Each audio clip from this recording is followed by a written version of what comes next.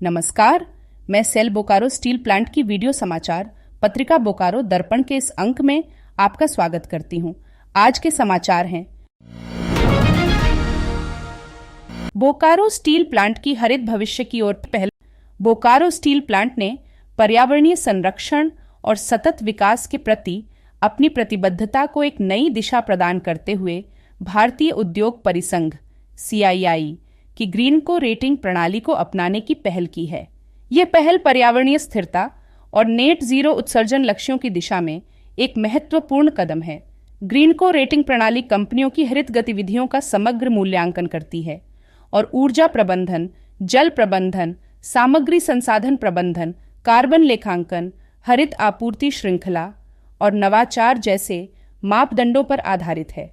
यह प्रणाली संगठनों को उनके पर्यावरणीय प्रदर्शन में सतत सुधार लाने के लिए मार्गदर्शन प्रदान करती है।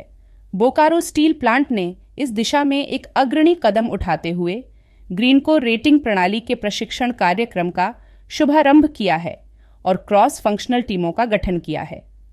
इस पहल का उद्देश्य ग्रीन को प्रणाली को प्रभावी रूप से लागू करने और पर्यावरणीय जिम्मेदारी को सशक्त बनाने के लिए गहन जानकारी प्राप्त करना है। BSL सेल की पहली इकाई है जिसने इस प्रणाली के तहत कार्य आरंभ किया है। मैं आपको बोकारो स्टील द्वारा किए जा रहे डिकार्बोनाइजेशन की जर्नी में बहुत सारे एफर्ट्स और ये एफर्ट्स क्यों किए जा रहे हैं इस पे थोड़ा सा प्रकाश डालूंगा।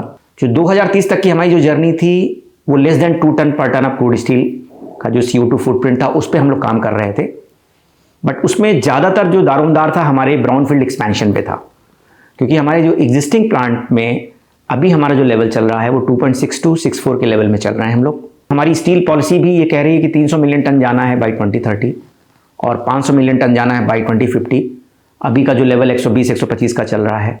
हम स्टील जो बनाते हैं उसमें स्क्रैप की बड़ी कमी हो रही है और आने वाले दिनों में ऐसा ना हो कि जब हमारी जो स्टील पॉलिसी 300 मिलियन टन की है तो सिर्फ स्क्रैप की वजह से ही वो हम शायद ना बना पाएँ अगर हम उस पर काम नहीं करेंगे। तो इस पर हम लोगों ने वेस्ट टू वेल्थ वाली फिलॉसफी लेते हुए जो हमारा स्लज था BOF स्लज मिल स्केल, इसको मिला के हम लोगों ने एक ब्रिक बनाया, स्लज ब्रिक बनाया और उसको कन्वर्टर में डाला। तो 1 टन स्लज ब्रिक हमारा 2 टन स्क्रैप को रिप्लेस करेगा। एक बहुत बड़ा ब्रेक थ्रू है। साथ ही यह प्रणाली सेल के उत्पादों को इस्पात मंत्रालय के द्वारा हाल ही में इस्पात उत्पादों के लिए जारी टेक्सोनोमी नीति के अनुरूप संवर्धित करने में भी अपनी भूमिका निभाएगी।